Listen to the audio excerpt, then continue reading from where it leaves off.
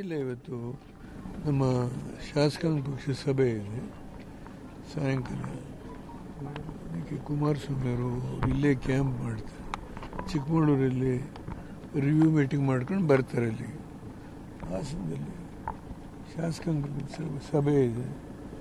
ನಾನು ಇಲ್ಲೇ ಸರ್. ಏನು ಇವತ್ತಿನ ಸಭೆಯಲ್ಲಿ ಏನು ಚರ್ಚೆ? ಏನು ಪಕ್ಷದ ಸಂಘಟನೆ ಬಗ್ಗೆ ಮಾತಾಡೋದು ಏನಿಲ್ಲ. ಇದೇ ಮೊದಲು ಜೆಡಿಎಲ್ಪಿ ಮೀಟಿಂಗ್ ಇದೆ ಮೊದಲು ಹಾಸನದಲ್ಲಿ ನಾವೆಲ್ಲ ಒಟ್ಟಿಗೆ ಸೇರ್ತಾ ಇದ್ದೀವಿ. ಅಲ್ಲಿ ನಾನು, ಕುಮಾರಸ್ವಾಮಿ, ರೇವಣ್ಣ, ನಮ್ಮ ಜಿಲ್ಲೆಯಲ್ಲಿ 6 ಜನ MLAಗಳಿದ್ದಾರೆ.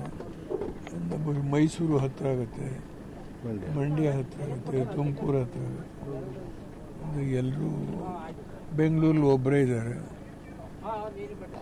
ಇದು ಕೋಲಾರದಲ್ಲಿ ಒಬ್ಬರಿದ್ದಾರೆ, ಚಿಕ್ಕಬಳ್ಳಾಪುರದಲ್ಲಿ ಒಬ್ಬರಿದ್ದಾರೆ. ಅದಕ್ಕೆ ಎಲ್ರಿಗೂ ಅನುಕೂಲ ಆಗುತ್ತೆ ಅಂತ ಹೇಳಿ ಜನರು ದಂಗೆ ಹೇಳ್ತಾರೆ ಅಂತ ಹೇಳಿ ವಿಚಾರನ ಬಿಜೆಪಿ ರಾಜ್ಯಪಾಲರವರೆಗೂ ತಗೊಂಡೋಗಿದೆ.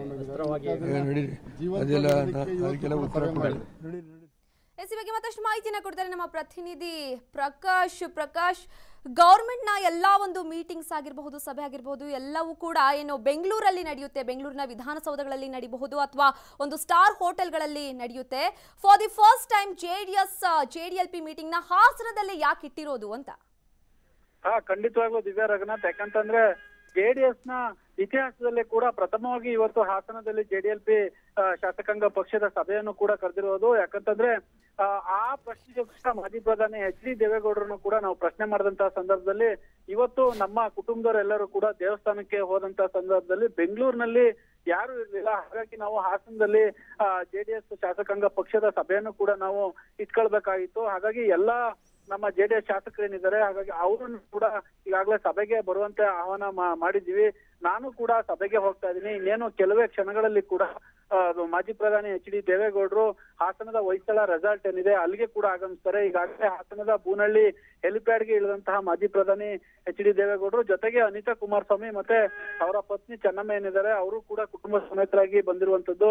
ಈಗಾಗಲೇ ಕೆಲವೇ ಕ್ಷಣಗಳಲ್ಲಿ ಹಾಸನದ ಅವರ ವಸತಿ ಗೃಹ ಏನಿದೆ ಅಲ್ಲಿಂದ ಕೂಡ ಜೆಡಿಎಲ್ಪಿ ಸಭೆ ನಡೆಯುವ ಸ್ಥಳಕ್ಕೆ ಕೂಡ ಮಾಜಿ ಪ್ರಧಾನಿ ದೇವೇಗೌಡರು ಹೋಗ್ತಾ ಇರುವಂತದ್ದು. ಅದರಲ್ಲಿ ಪ್ರಮುಖವಾಗಿ ಏನಂತಂದ್ರೆ ಈಗಾಗಲೇ ಬಿಜೆಪಿಯವರು ಸಮ್ಮಿಶ್ರ ಸರ್ಕಾರವನ್ನು ಅಸ್ಥಿರಗೊಳಿಸಲಿಕ್ಕೆ ಎಲ್ಲಾ ತಯಾರಿಯನ್ನು ಕೂಡ ಮಾಡ್ಕೊಳ್ತಾ ಇದಾರೆ ಅನ್ನೋ ಆರೋಪಗಳನ್ನು ಕೂಡ ಈ ಹಿಂದೆ ಕುಮಾರಸ್ವಾಮಿ ಅವರು ಮಾಡ್ತಿದ್ದಂಥದ್ದು. ಹಾಗಾಗಿ ಇವ್ರ ಶಾಸಕರನ್ನ ಎಲ್ಲರನ್ನು ಕೂಡ ಹತೋಟಿಲಿ ಇಡ್ಲಿಕ್ಕೆ, ಅವ್ರಿಗೆ ಮತ್ತೆ ಯಾರಾದ್ರೂ ಅತೃಪ್ತರಿದ್ರೆ ಅವ್ರನ್ನ ಮನವೊಲಿಸ್ಲಿಕ್ಕೆ ಇದೊಂದು ಪ್ಲಾನ್ ಮಾಡ್ಲಾಗ್ತದೆ ಅನ್ನುವ ಮಾತುಗಳು ಈಗ ಕಾಂಗ್ರೆಸ್ ವಲಯದಲ್ಲಾಗಿರ್ಬೋದು, JDS ವಲಯದಲ್ಲಾಗಿರ್ಬೋದು, ಬಿಜೆಪಿ ವಲಯದಲ್ಲ 3 ವಲಯಗಳಲ್ಲೂ ಕೂಡ ಕೇಳಿ ಬರ್ತಾ ಇರುವಂತದ್ದು. ಈಗ ನಮಗೆ ಸದ್ಯಕ್ಕೆ ಬಂದಿರುವ ಮಾಹಿತಿ ಪ್ರಕಾರ ಹಾಸನದ ಹೊಯ್ಸಳ ರೆಸಾರ್ಟ್ಗೆ ಸುಮಾರು 10 ರಿಂದ 12ಕ್ಕೂ ಹೆಚ್ಚು JDS ಶಾಸಕರು ಸಭೆಗೆ ಬಂದಿದ್ದಾರೆ. ಯಾಕಂತಂದ್ರೆ CM ಕುಮಾರಸ್ವಾಮಿ ಅವರು ಈಗಾಗಲೇ ಚಿಕ್ಕಮಗಳೂರಲ್ಲಿ ಸಭೆಯನ್ನು ಕೂಡ ಅಧಿಕಾರಿಗಳ ಸಭೆಯನ್ನು ನಡೆಸ್ತಾ ಇದ್ದಾರೆ. ನಂತರದಲ್ಲಿ ಅವರು ಬೈ ರೋಡ್ ಅಂದ್ರೆ ರಸ್ತೆಯಲ್ಲಿ ಹಾಸನಕ್ಕೆ ತಲುಪಲಿದ್ದಾರೆ. ಒಟ್ಟಾರೆ ಸಂಜೆ ಒಂದು 6 ಗಂಟೆಯ ನಂತರ ಜೆಡಿಎಲ್ಪಿ ಸಭೆ ಸ್ಟಾರ್ಟ್ ಆಗುತ್ತೆ ಅನ್ನುವ ಮಾಹಿತಿ ಈಗಾಗಲೇ ಸದ್ಯಕ್ಕೆ ಬಂದಿರುವಂತದ್ದು. ದಿವ್ಯಾ